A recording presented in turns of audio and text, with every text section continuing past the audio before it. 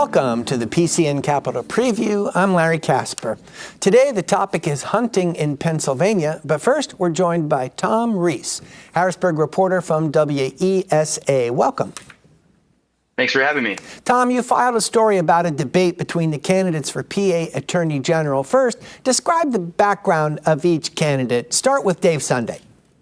Sure. So Dave Sunday is the York County District Attorney. He's had that position for a number of years. He's also Special Assistant Attorney to the U.S. Middle District of Pennsylvania. Then we have Eugene DePasquale. He was a former House member that also served parts of York, and he was also a two-term State Auditor General. So, Tom, given their respective backgrounds, what did Dave Sunday say about the value of his experience as a prosecutor? So in both debates for the AG, Dave Sunday mentioned that he's tough on crime as a prosecutor, and he contrasted himself with DePasquale, who has never served as a criminal prosecutor. DePasquale, though, noted that now Governor Josh Shapiro, who served 6 years as the Attorney General, was also not a criminal prosecutor. How did DePasquale connect his experience as Auditor General to the office that he's aspiring to, Attorney General?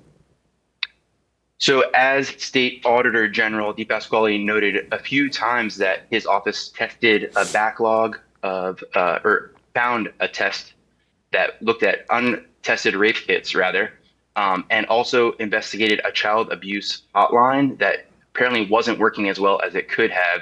He says these sort of investigations that may not be targeting criminals specifically make the state government run more smoothly. I understand gun control came up during the debate. What is their point of view on this? So Dave Sunday is endorsed by the Gun Owners of America, Second Amendment rights group. He was more measured in his responses. He said the state legislature could do more to protect Pennsylvanians, but didn't offer specifics like Eugene DePasquale, who said he'd like to see universal background checks for gun purchases and also red flag laws passed that would temporarily remove a firearm from someone who's deemed a risk to the community or themselves. Tom, I understand the subject of retail theft rings came up. That sounds like shoplifting to me, correct? Yes, and we've seen some parts of the state, I think just as recently as earlier this month, current AG Michelle Henry noted a Pittsburgh area theft ring that I guess tracked several people in multiple locations that coordinated together. It might be lower level theft, but it's also, they find, sometimes highly organized. Dave Sunday, as DA, says he's worked against some of these groups in court himself. And Eugene DePasquale said, while he hasn't, he believes that the investigation sides of the AG's office he'd be familiar with, having managed a statewide office already.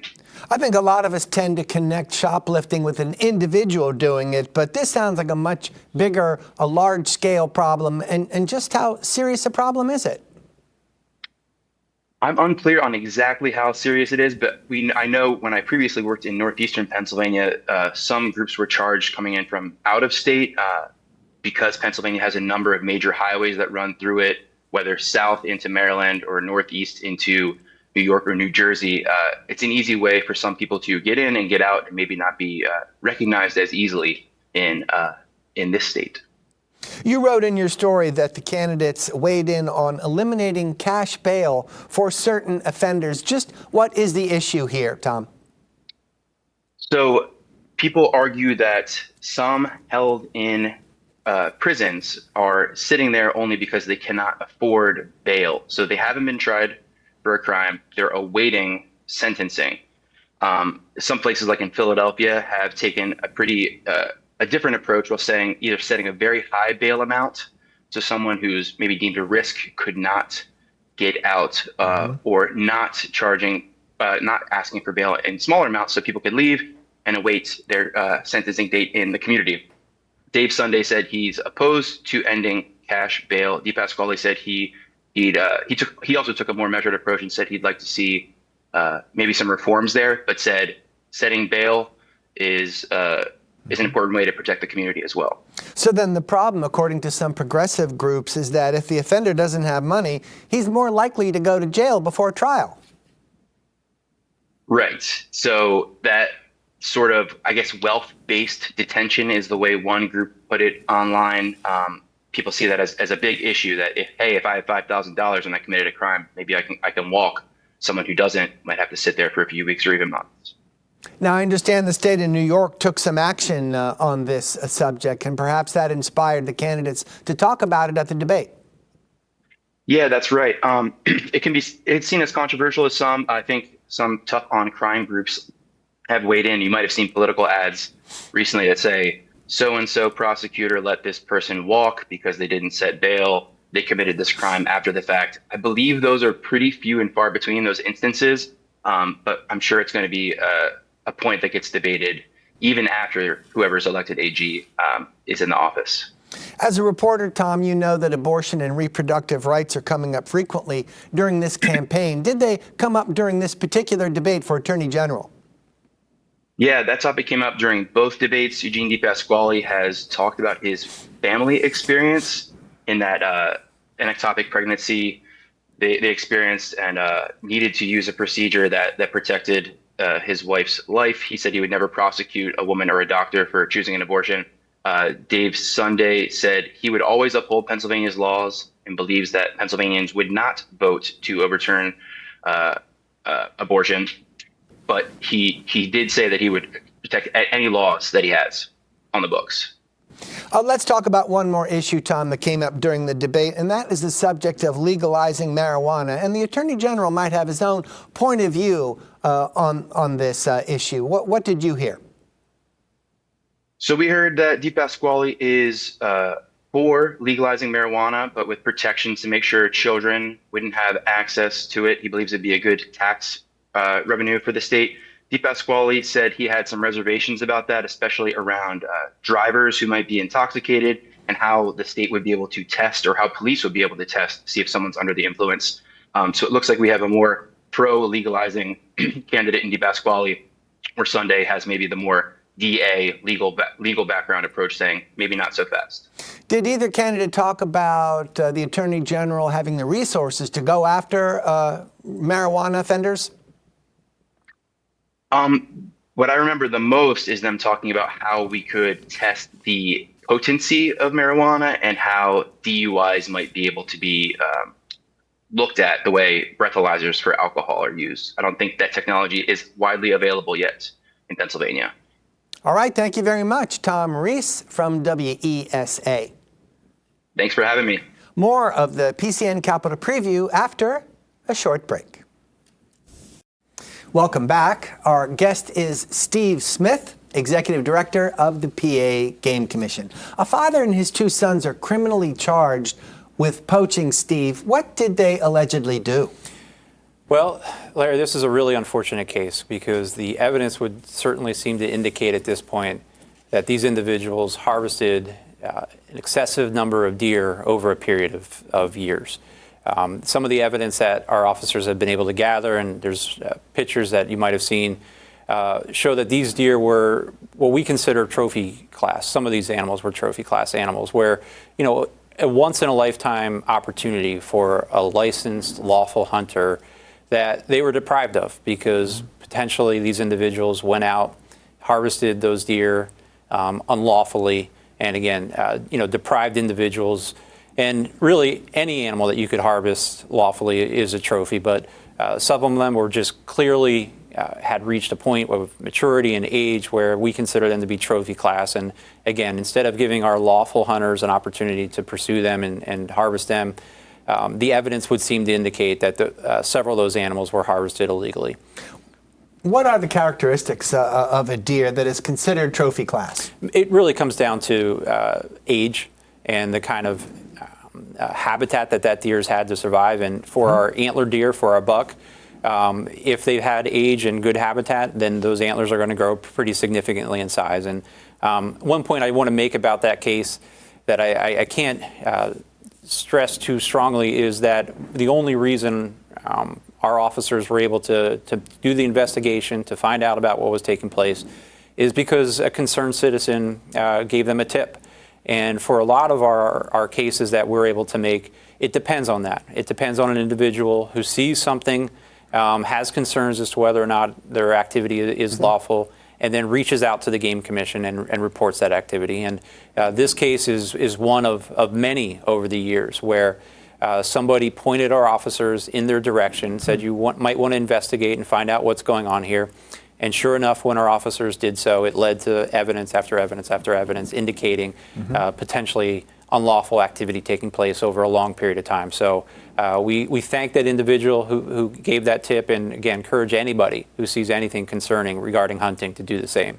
What did this tipster observe anyway that resulted in coming to the Game Commission about it? It just, without getting too much into the details, because it is still an ongoing case, it just, they saw something that it triggered in their mind a potential that maybe something unlawful was taking place. And they reported it. Anybody has the ability to do so anonymously.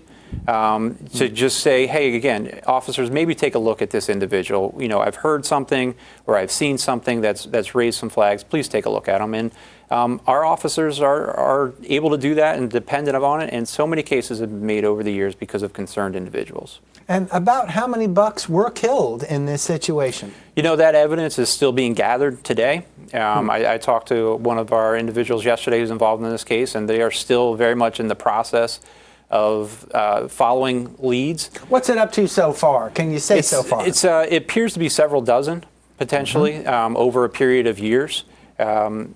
We have some pictures that we were able to put on our Facebook page, our social media page, to show some of that evidence that's been gathered. I encourage our hunters to go take a look at that and really see how disturbing it is. And again, remember that without the help of a concerned citizen, this activity could still be taking place today. Well, while I was reading about this story, I noticed that 71 offenses had been noted so far. Is every one of those 71, does each one of the 71 offenses represent one buck? Not necessarily. Not necessarily. There could be several offenses taking place at one time that led to one animal being harvested. It could be hunting after hours, meaning at dark, during a closed season, using an illegal device, using the assist of a vehicle. So there could be several violations that lead up to ultimately an animal being harvested illegally. And that's what the charging documents reflect. You said this investigation has been going on for a couple years. So about how long did it take you to determine that we have to go after this person? I think what's really been going on for several years has been the activity behind it. So we received a tip, and our officers then quickly uncovered the scope of how potentially big this could be. And, a matter of this size, when you have 71 charges filed against an individual and evidence is still in the process of being gathered, or potentially that number could go up. An investigation of this scope obviously requires time, and I think it really speaks to the professionalism of our officers as well. They're highly trained, professional law enforcement investigators who are able to go out, collect the evidence, speak to the witnesses, do everything necessary to bring charges of this scope. Well, as far as the Game Commission is concerned, how does the magnitude of this crime compare to poaching offenses in the past? This is certainly on the higher end. We typically don't see violations of this magnitude happening quite frequently. This would probably be, if I had to speculate, the worst violation we've seen in several years. Violations occur, there's no doubt about it. You'll have individuals who will harvest deer illegally, either at night, over bait, etc.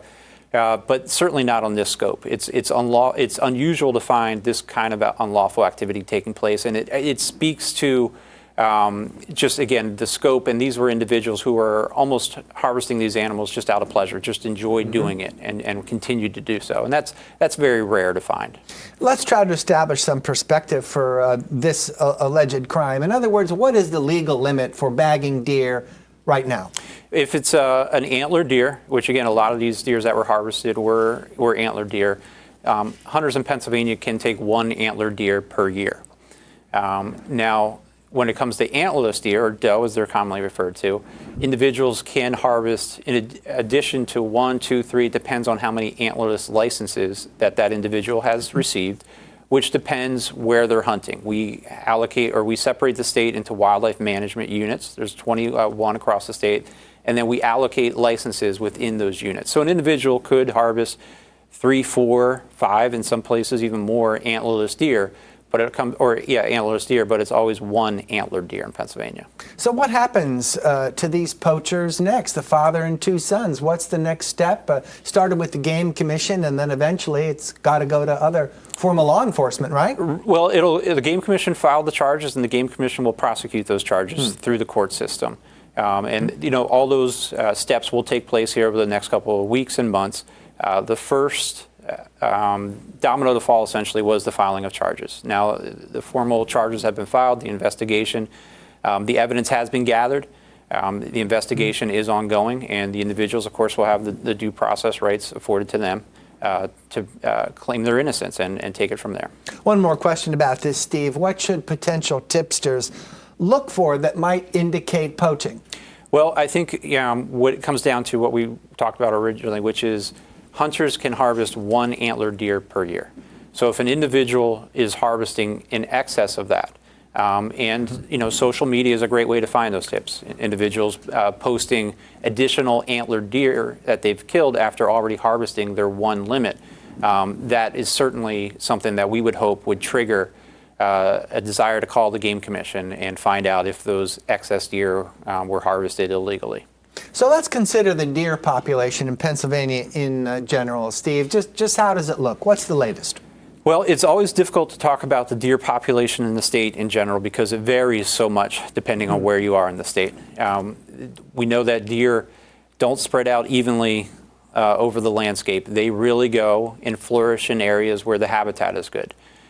For a lot of Pennsylvania, the premier deer habitat is in our rural areas, particularly where there's agriculture taking place as well. That gives deer that broken landscape of woodlots, farm areas, and on those farm areas they can usually find an abundance of food to eat and then retreat back to those woodlots at night. So in those areas where agriculture is taking place, the deer population seems to be doing really well. Some of our traditional big woods areas up in the northern counties, the northwest parts of the state, where you don't have that agriculture so much, the deer population doesn't seem to be at the levels that it is in those areas where the habitat is better. So again, as a state as big as Pennsylvania, as diverse as we are with the topography, with the landscapes, it's hard to say generally what the deer population is, but we do know that in areas where the habitat is strong, where the deer have what they need as far as food, cover, the deer population is strong, and we're really encouraging our hunters in those areas to harvest. Think about harvesting not just that antlered deer, that one per year antlered deer that individuals can get, but filling some of those antlerless tags as well, because that's how we keep the deer population under control.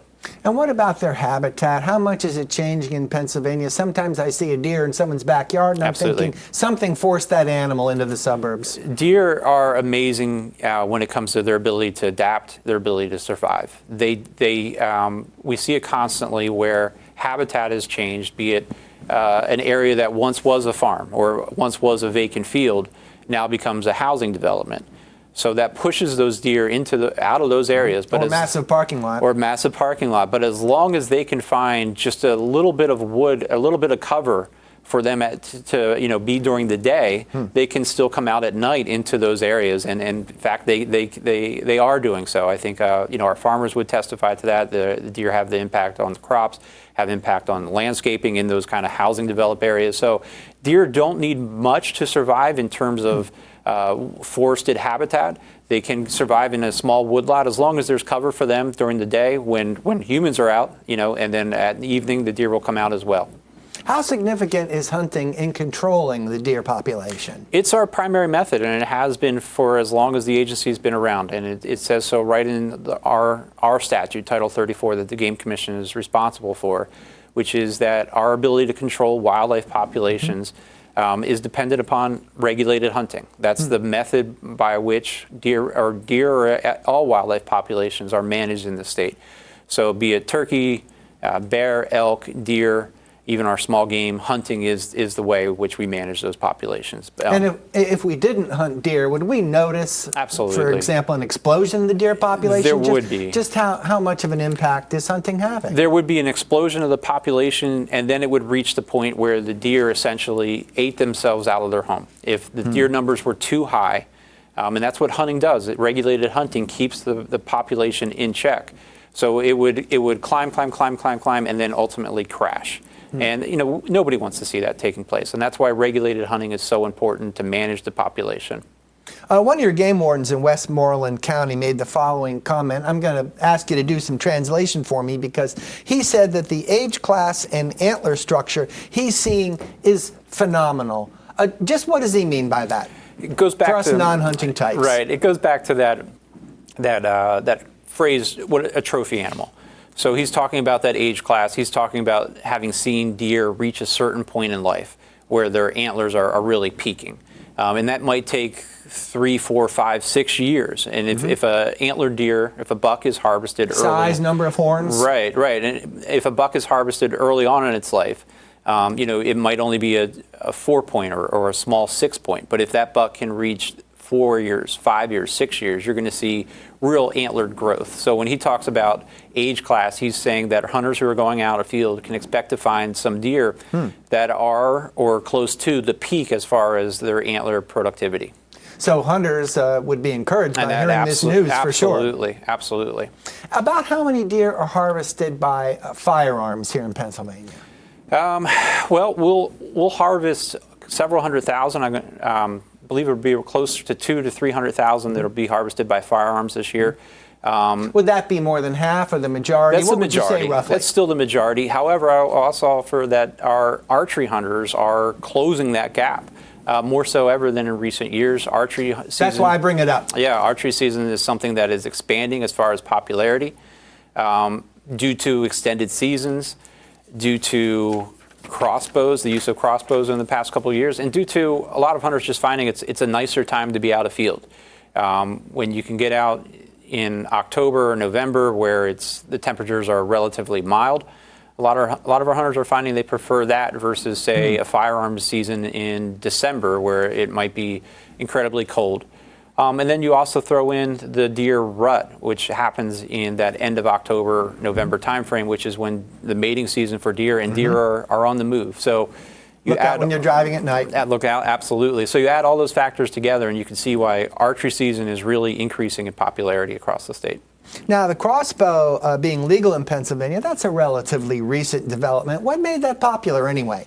I think what made it popular is just the ability, the entry point for hunters to get into archery hunting.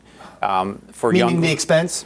For the expense, and for even younger hunters or female hunters who weren't comfortable drawing back a compound bow that had 60, 70 pounds of weight. A lot of them are younger hunters and female hunters were getting introduced to archery hunting via crossbow.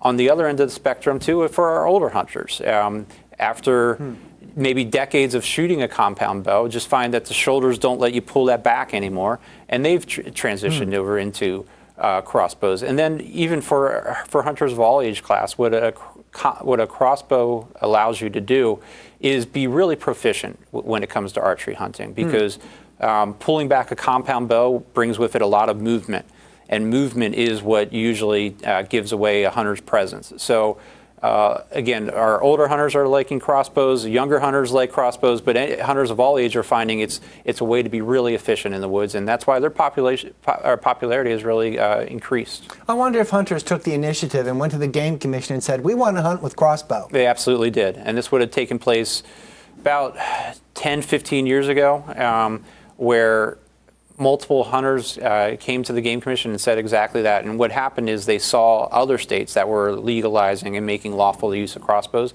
and they asked for them to come to Pennsylvania as well. From our standpoint, the Game Commission standpoint, we're just happy to see hunters in the woods. We're glad that they're out there, and if a crossbow is their preferred use of archery tackle and it keeps them in the woods harvesting deer, that's great. If they prefer a regular bow or a compound bow, a traditional bow, whatever it may be, again, we're just happy to see hunters out there. Now, here's an interesting point about crossbows, and it ties into our discussion earlier about these poachers that illegally bagged all these deer. In other words, when you're hunting with a crossbow, well, that is a silent thing. There's no gunshot, so silence might make the crossbow appealing to poachers. What do you say about that? There's absolutely the possibility for that. There's no doubt. I think for those who are determined to break the law, they'll use any method available, be it firearms, and you can certainly compress the sound on firearms or be it a crossbow, or be it a regular compound bow. For those who are determined to do so, there's no doubt that they'll use whatever measure is available. And in this instance, it looks like for some of these poachers, they were using a crossbow. We know plenty of cases in which poachers have used different firearms. So, yes. It sounds like you've noticed that the legalization of the crossbow has kind of eaten into the popularity of rifle hunting, hasn't it? I would say that it's absolutely. It's taken away a little bit because some of our hunters who might have never archery hunted before, again, a crossbow is a great entry point into the sport, are finding that they prefer to hunt during that time period in October and November, and they're hunting during that archery season, which will correspond to a decrease in participation in firearm season. So that trade-off is taking place, no doubt. Let's talk about Sunday hunting here in Pennsylvania. And after all, it is permitted on a very limited number of Sundays. What's the next step? It is, and as you said, Sunday hunting has generally, going back, has always been prohibited in the state, with very few exceptions. However, about 3 to 4 years ago, the law was changed, or maybe even further back than that. The law was changed to allow 3 days of Sunday hunting for big game. Particularly 3 specific Sundays. 3 Sundays. So 1 during firearms deer season, 1 during that archery deer season that we talked about, and then 1 on a date determined by the commission. So I believe that went into effect in 2020, 2021 time period. And that's where the law has stayed. And that was done kind of on a trial basis to see what kind of effect Sunday hunting would have. And some of the rationale for not allowing Sunday hunting was always that we'd see an increase in conflicts with landowners, be it farmers or just individuals who didn't want hunting on their property. And there was concern as to what hunting on Sundays would do. It would be new to Pennsylvania. However, what we've seen in the past couple of years is some of those concerns just haven't come to fruition. We haven't seen the widespread complaints about hunters trespassing or going onto private properties. And as a result of that, the next logical step would be to expand Sunday hunting. Now, the way that there's legislation that would potentially do it, and the way that legislation is written is what the Game Commission would prefer, is it just goes into Title 34 and it would strike out that prohibition on Sunday hunting and instead say it's up to the Game Commission to regulate Sunday hunting where it sees fit. What that allows our Board of Commissioners to do is to take an incremental approach and evaluate each season, each Sunday within those seasons, and decide where Sunday hunting would be appropriate.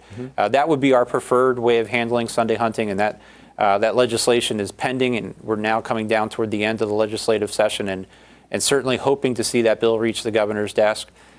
If it doesn't, I think we recognize that this has been an issue that has been percolating and the Game Commission has been trying to accomplish for years. If it doesn't this session, we'll certainly try again beginning at the next session and try to move that issue forward. I think with Sunday hunting, we've gotten to the point where it seems as if that law will be changed. It's just a question of when and what that timing is going to look like. And the conversation is happening, though, at levels that it hasn't happened previously. So currently Sunday hunting is restricted to 3 days, and it sounds like the Game Commission would like to expand that. So then what's on the table as far as an actual expansion? Can you put a number on the number of Sundays you'd like to expand hunting to? I can't at this time because it would be obviously, or first it would be something for our Board of Commissioners would have to be the ones to make that decision. So without that authority being given to them, they're not in a position to say tentatively this is where we would put Sunday hunting in. I think what our board is anxious for, though, is for the authority. They'd like the ability to sit back, discuss with the Game Commission biologists what kind of impact Sunday hunting would have in certain seasons, and as well as hear from our stakeholders. We know Pennsylvania hunters, sportsmen and women are very passionate about this issue, as other issues as well. There's a lot within the hunting community, be it various groups who would want to weigh in on this issue, and putting this issue in front of our board would create the possibility for all that to take place. And who are those groups, at least traditionally, historically? Who have they been? Well, there's groups like the Pennsylvania Federation of Sportsmen's Club. That's probably the first one that comes to mind. Backcountry Hunters and Anglers, Pheasants Forever, National Wild Turkey Federation, Unified Sportsmen of Pennsylvania, a whole variety. What about opposition, though, Steve? That sounds like it's all in favor of expanding it. Well, I would say They're not uniform in their support. Sure. I think there's some who probably have some concerns about expansion of Sunday hunting and some things they'd like to see as well. There hasn't been the widespread opposition to Sunday hunting. Maybe there's a group of people that like to take a stroll in the woods and they don't want to be bothered. There's that possibility. I'd say traditionally, probably the biggest opponents to the expansion of Sunday hunting has been the farmers and the Farm Bureau because of what I talked about earlier, concerns about would Sunday hunting lead to increased trespass. However, as it currently stands, the Farm Bureau has come out and given tentative support to Sunday hunting. Now, they would like to see some things happen in exchange for that, such as increased penalties for trespass. And if they could see those trespass penalties increase some real teeth into trespass violations, then they're willing to give their support to Sunday hunting. And I think it speaks to what we talked about earlier about those agriculture areas where deer populations are starting to cause problems. Even our farmers now are saying that we'd like to have hunters in those areas controlling those deer populations, and they see Sunday hunting as a way for that to potentially happen. So it's a broad coalition that's come together to support Sunday hunting. Steve, we'll wrap up that subject in a couple minutes after I give you a break, because we're going to look at program notes for PCN. Tomorrow, our series featuring candidates running for U.S. Senate, Congress, and row offices continues. Each interview is in depth and runs about 30 minutes. To find out more detail on who's being featured and the offices they're running for, visit our website at PCNTV.com. Our next group of candidates starts on Wednesday at 7 p.m. On Journalist Roundtable this week, our guests will be Boris Krochniuk from WVIA, Lindsay Weber from The Morning Call, and Carter Walker from VoteBeat. They'll join us for the latest news from the state capitol Thursday at 7 p.m. Football game of the week here on PCN, Parkland versus Emmaus, courtesy of Service Electric Network. Kickoff is Friday at 7 p.m. The public affairs coverage you watch on PCN TV is now free on the internet. Go to PCNTV.com and check out our streaming service, PCN Select. PCN is Everything Pennsylvania. We're a 501c3 nonprofit television network that relies on viewers and donors like you to help continue our mission. To make a donation, visit PCNTV.com. Steve, now let's get some closure on the subject of Sunday hunting. And it sounds like before the board makes any decisions about the future of Sunday hunting, lawmakers have to make the first move with the bill that's in the legislature, right? That's correct. And how soon might they address that? Well, we're at an interesting point where the Senate passed their version of a Sunday hunting bill. The House passed their version of a Sunday hunting bill. And now, so we have two versions that are out there. Do we see differences so far? Slight differences. Broadly speaking, they both would accomplish the same thing of removing the prohibition and increasing the penalties for trespass. So what we're hopeful that will happen here in the next remaining few days of the session is that there'll be an agreement over which of those bills to put to the governor's desk. And I know the session is quickly coming to a close. Just a few days. Yeah, the time is short. But given that each body has supported the concept, we're optimistic that one of those bills will reach it to the governor. So let's talk about another aspect of deer hunting here in Pennsylvania, and that would be something called chronic wasting disease. What is it, and why does it concern the Game Commission? Chronic wasting disease is a highly contagious disease that impacts our deer populations, and it's something that is always fatal. There is no cure for it. So if a deer contracts the disease, that deer is going to die. And do so in a very unpleasant way. Days, weeks? It could take months or years even, but ultimately that deer will die. And as the name implies, wasting. It does something to the tissue of that deer. It decimates the deer. So when that deer ultimately dies, and it's in a very poor state. We don't want to see that happening. Our hunters don't want to see that happening. Nobody wants to see our deer population overrun with chronic wasting disease. However, unfortunately, the disease has steadily spread over the past couple of years. It's a disease that spreads through deer-to-deer contact. Where did it come from? Do we know how it originated, Steve? There's a lot of theories. Probably one of which is that it came through those who are in the captive deer industry. An individual might have transported a deer into the state, but I don't think anybody can say with absolute certainty here's where it came from. It's something that originated out in Colorado decades ago. So how it made its way across the Mississippi into Pennsylvania, it would remain a mystery. That is one theory, is that it came through that. Either way, it's here. Several states, lots of states are dealing with it. We certainly are, particularly in our south central area. And given that it's something that transmits a lot through deer-to-deer contact, we have an obligation, we feel, in those areas where CWD is prevalent to reduce those deer populations. The smaller that population is, the less likely the disease is to transmit from deer to deer. How do you get alerted? How does the Game Commission get alerted that there's a deer out there that has a disease and ought to be destroyed, right? So we collect a ton of samples. We do a lot of evidence gathering in this instance, and we, again, rely on individuals who will see a deer that looks sick. However, that's obviously a deer in its very late stage. And one thing we also do is we encourage our hunters, particularly in those areas where we know that CWD is already prevalent, we encourage hunters who harvest a deer to submit that deer's head for sampling. And that lets us test to see if the disease exists in that deer that was harvested, to get an idea of where the disease might be spreading. Does it pose any hazard to humans? Currently, at this time, there's no evidence that the disease has the ability to jump from species to species. However, it's not our recommendation that an individual would consume a deer that has tested positive. We would certainly look to the CDC for guidance on that, but we don't have evidence of it jumping from species to species. That species barrier is there. Nonetheless, a disease of this nature is certainly concerning, and we want to make sure that we're doing everything that we can to stop and slow down its growth. Let's talk about some other hunting seasons here in Pennsylvania. For example, turkey season. When does that kick in? Turkey season will be coming in about a week and a half toward the early November time period. We encourage our hunters, again, to look where they're going to be hunting to see the season length.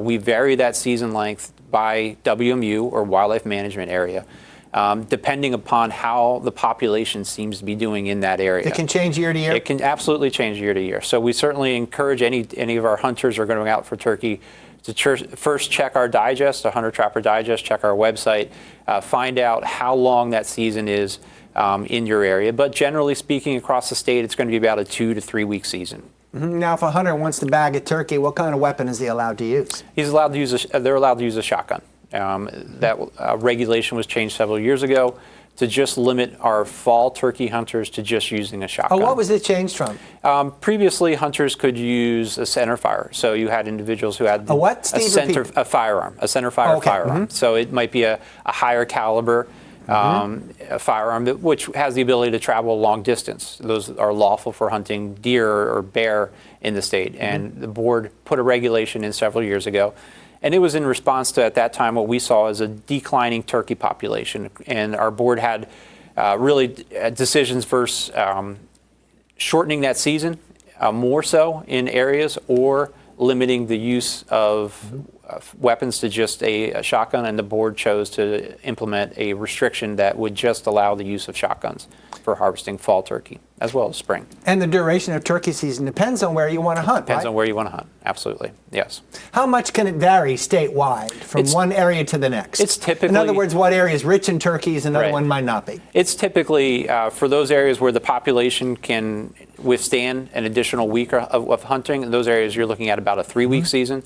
For areas where the population might be not as robust, or there's, we're just measuring that harvest in those areas, some of that season has been restricted to about a 2-week season. So it fluctuates again, which is why we really encourage hunters to check the digest, see how long the season is in place for this year before going out. How about pheasant season? When does that start up? Well, for our general pheasant season, it starts on Saturday. General? General. Our junior season started the Saturday after Columbus Day, so it would have been about a week and a half ago. That was for our junior hunters under the age of 17. We give them the ability to go out in times where there's less pressure. It's just our junior hunters going out, and they have the chance to harvest some pheasants. But the general season, which is for juniors as well as adults, that'll be coming in this Saturday. And the Game Commission will be stocking over 230,000 pheasants across the state. So really a great opportunity for our pheasant hunters out there this fall.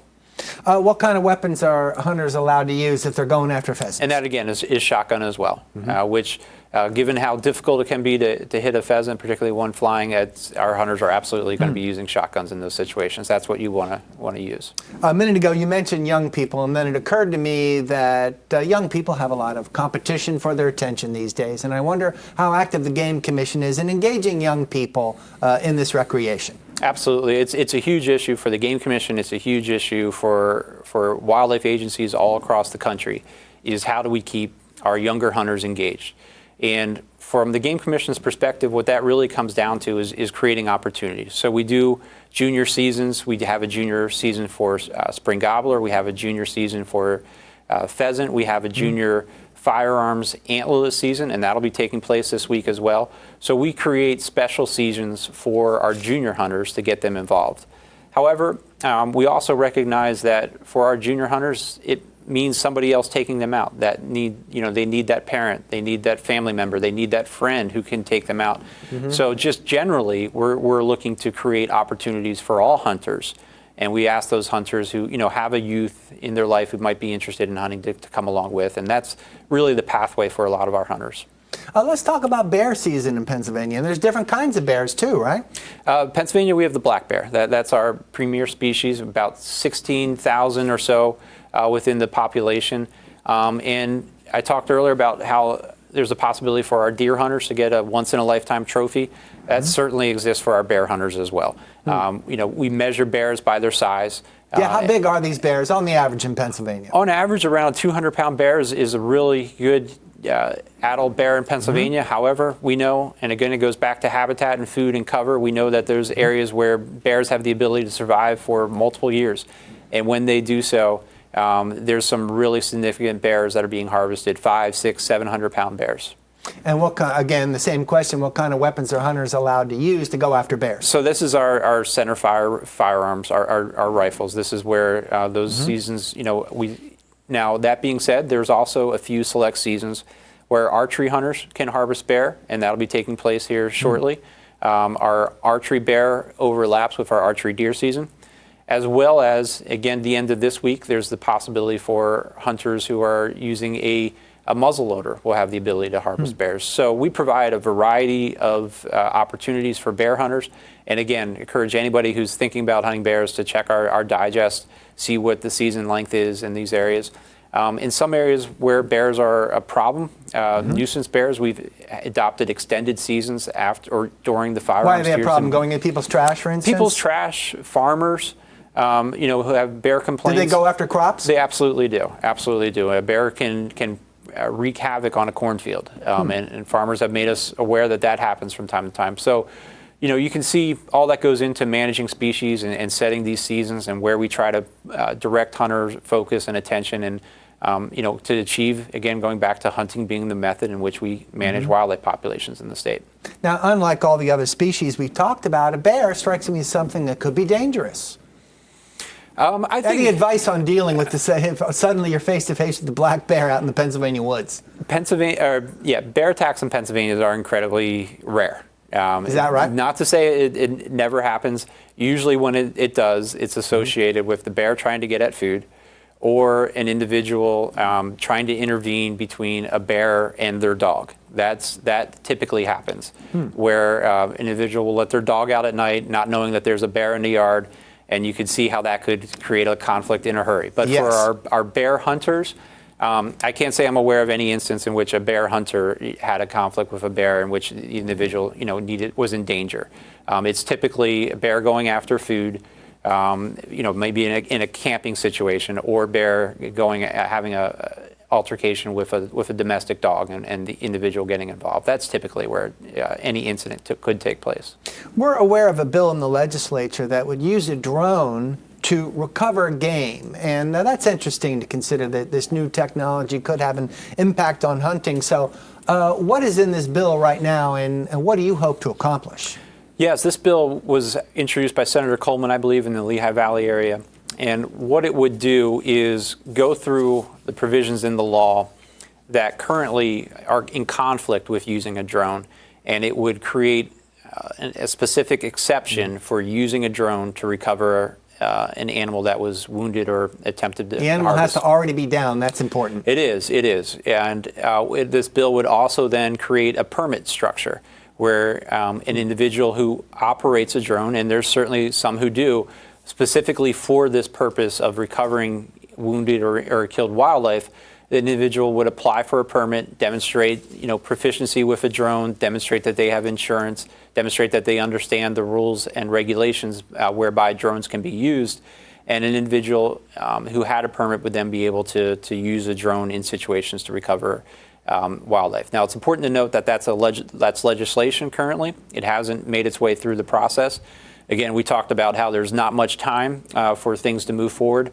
I don't anticipate that bill, there's enough days left in the calendar for that bill to go through, but I fully expect that the senator will reintroduce it next year, and I think this conversation is one we'll continue to have. I don't think this issue is going away.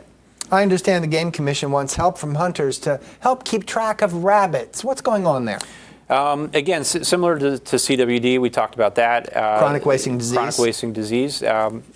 Our wildlife are under constant threats regarding disease. Years ago, it was, and still is, white nose with our bats, West Nile with grouse, and now we have rabbit hemorrhagic disease virus, which is impacting rabbit populations. It causes internal bleeding and is something that is quickly fatal. So we are monitoring that. Again, we talked about how we rely on individuals to report sick deer for CWD. We're asking them to do the same where they find more than one deceased rabbit, particularly if it indicates potential for internal bleeding, be it bleeding through the mouth, bleeding through the nose, to give us a call so that our biologists, our experts can go out, take a sample, and see if that disease is what led to the fatality in those instances. It's through doing those sampling that we have the best ability to find where diseases are spreading across the state. Are rabbits kept as pets susceptible to this disease? Yes, any rabbit species would be. So it's something that domestic rabbits or owners of domestic rabbits would need to be concerned about as well. We have just enough time to talk about a new specialty license plate, and I understand it's a joint effort between the Game Commission and the Fishing Commission. Why come together for this new plate, and what are you trying to accomplish? Well, we partner together all the time. We recognize that there's a lot of overlap between our two constituencies. A lot of individuals who purchase a hunting license also purchase a fishing license. So we work together. And you mentioned earlier, the importance of getting youth involved, and I talked about some of the programs that we have. What this legislation would do, and we thank Senator Langerholtz for introducing it and seeing it be signed into law. What this legislation would do is the purchase of those license plates. Money would be set aside then to fund youth programs, both fishing on the angling side with Fish and Boat, and at the hunting side with the Game Commission. And how much will the plate cost? I believe it's around $50, but I definitely want to check on that. I saw $40. Okay, that sounds about right. Certainly check our website for those details. And again, the funds would be used to a great cause, and it's a great way to show your support for hunting and angling in the state, two things that are very important to our traditions and culture. What are some of the major points you want to make to young people with the benefit of these funds coming in for this license plate? What is it you want to establish with them? Again, just giving opportunities for our hunters, continuing some of those seasons. For individuals who are new to hunting, the requirement in law is that they attend our hunter-trapper education program. This money can be used to further that program, get us in new areas, expand the reach, and by creating more opportunities to go through our hunter-trapper program, it will ultimately lead to more hunters on the ground. So it's a great project, and again, thank the Senator for this legislation. Our guest has been Steve Smith, Executive Director of the PA Game Commission. Thank you for being here. Thank you for having me. PCN's Francine Schertzer talked to Representative Jared Solomon about a mentoring program for high school students. We're joined today by State Representative Jared Solomon. You're sponsoring legislation aimed at helping to facilitate an adult mentor program at high schools. What's involved in this? Thanks so much for having me. This is a program that allows for mentor-mentee relationships between our seniors and our young people, allowing them to develop prosperous relationships all across the Commonwealth. What prompted you to sponsor this bill? So I think the Commonwealth can really play a good part in this. When I was growing up, one of my mentors was my grandfather. I look to him for knowledge about sports. We play baseball together. I look to him for career advice and mentorship. But what I realized as I did work in my community and developed a civic organization is that many seniors are really ready to give back. They might be retired, but they have a really valuable skill that they want to impart to the next generation. And then we have young people who are looking for those mentors, who are thirsting for knowledge and direction. So I wanted the Commonwealth to play a part in convening those two groups to make sure that we do our part in mentoring the next generation of Pennsylvanians. Can you talk a little bit more in specifics as to how you envision this program helping young people? Sure. So you're a senior in Carbon County and you are a retired mechanic. You put in an application through your local aging nonprofit. You put in an application through your local intermediate unit or a local school or through the Department of Education.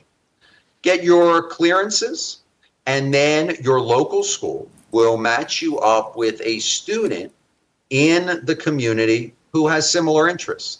Now, this could play out just like I did, right? Which is, it is someone who's retired, and it's that retired mechanic or welder who wants to give back. But it could be someone that is conversant in a foreign language and wants to mentor a younger student, or wants to help a younger student prepare for college by helping them with their college essays or SAT prep. It sort of runs the gamut. And the real hope here is that we start these relationships in the school, and then these mentor-mentee relationships really prosper so that these can build over years and people begin to meet, develop relationships, and it becomes mutually beneficial for both parties. Now, a moment ago, you referenced getting clearances. What kind of protections would be in place to help keep young people safe, and also who would be responsible for bearing the cost of those? Right. So if you are an unpaid volunteer and you're going to be around kids here in the state of Pennsylvania, we already have laws on the books to make sure that you get your federal and state clearances. No one's going to be entering this mentor-mentee senior MVP program unless you have those clearances. But once you do, we want you off to the races in schools throughout our Commonwealth so you can develop these all-important relationships. Can you talk a little bit more about how you envision the schools facilitating the matchmaking process, so to speak, pairing the seniors with experience with interested students? Schools are closest to our communities. They understand the students that they serve. They understand their needs. So maybe there's a kid that is being raised by a single mom, or a kid that is being raised by an aunt or a grandparent and really needs something extra. Let's say that guardian's not around too much.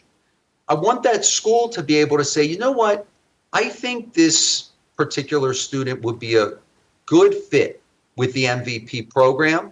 Let me see who's out there. And then they can look through who's in their local community, make sure it's a good fit, and then make that connection.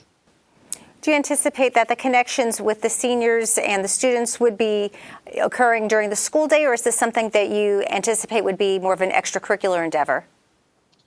Initially during the school day, we want the senior MVP relationships to happen during the school day. But then once those relationships are formed, once they develop, the hope is that they continue.